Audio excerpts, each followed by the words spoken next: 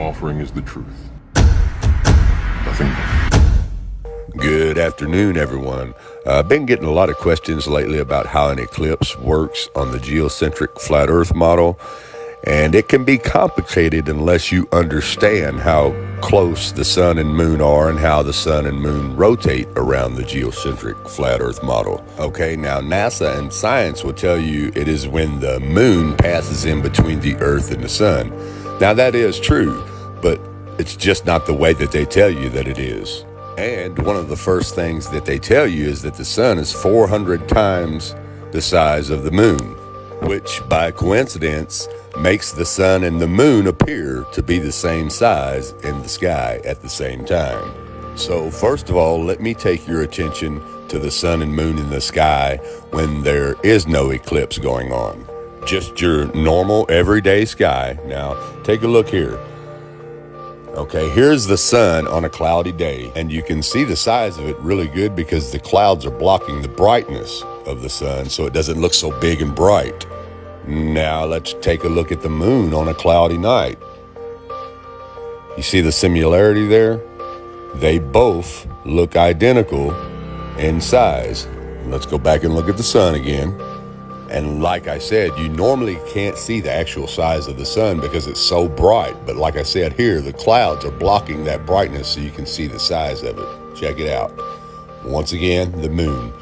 Now, to the human eye, they both appear to be the same size, right? Your natural common instinct tells you that they are both the same size. Take a look again.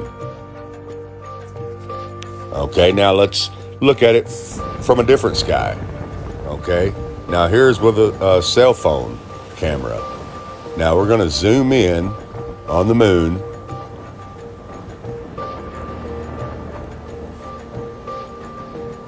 Okay, now that's as far as this cell phone will zoom in. Okay, now let's go back over here and zoom in on the sun. Okay. Now as you see, with the same zoom on the sun and the moon, they both appear to be the same size in the same sky at the same time. Okay, now let's flip to the scripture of Enoch. Now let's flip over here to chapter 72, verse 37. As he rises, so he sets and decreases not, and rests not, but runs day and night, and his light is sevenfold brighter than that of the moon. But as regards size, they are both equal. Now let's flip over here to chapter 78. Okay, these are the two great luminaries. Their circumference is like the circumference of the heaven, and the size of the circumference of both is alike.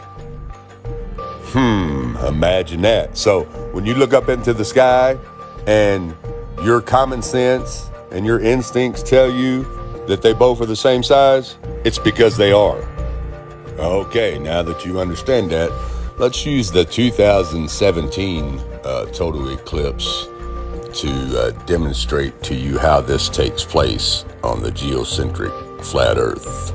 Okay, remembering that the sun and moon are the same size, we're going to use this side light on this flashlight, which happens to be the same size as this penny.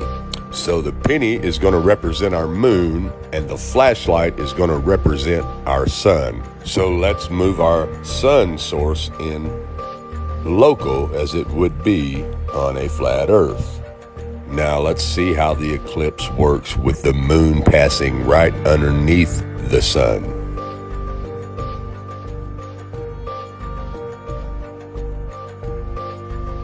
And there you have your corona. Imagine that. Now, didn't that look identical to the 2017 eclipse? Let's compare the 2017 eclipse with what the demonstration that I just showed you.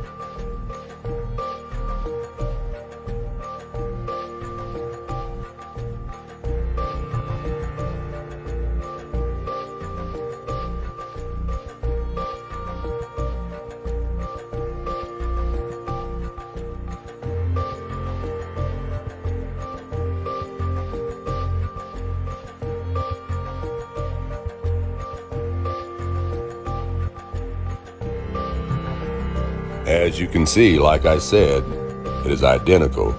Okay, now that you understand that part of the eclipse, let me show you how this takes place on a flat Earth. Okay, the sun and moon are like the minute and the hour hand on the face of a clock, pretending that this face of this clock is the face of the flat Earth, with the sun being the minute hand and the moon being the hour hand. The sun will eventually pass over the top of the moon, just like the minute hand will eventually pass over the top of the hour hand, causing what we know as an eclipse, as you can see here.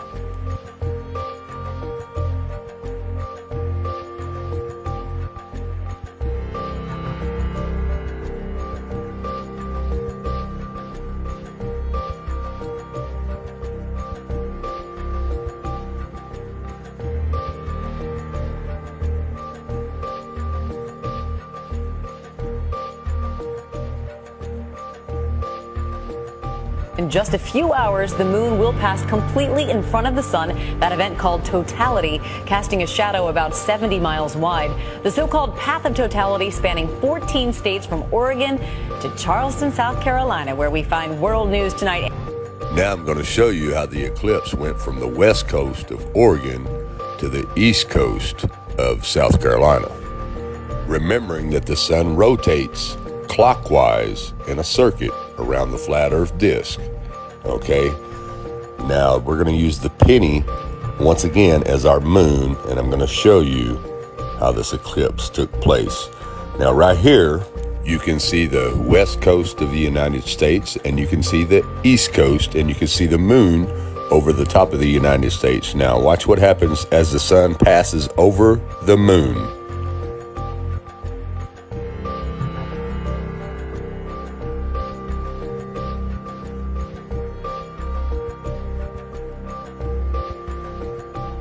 Now remember how everybody wondered how the eclipse went from the east coast to the west coast?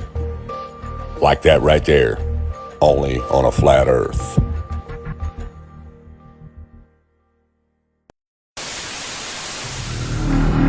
All I'm offering is the truth. Nothing more.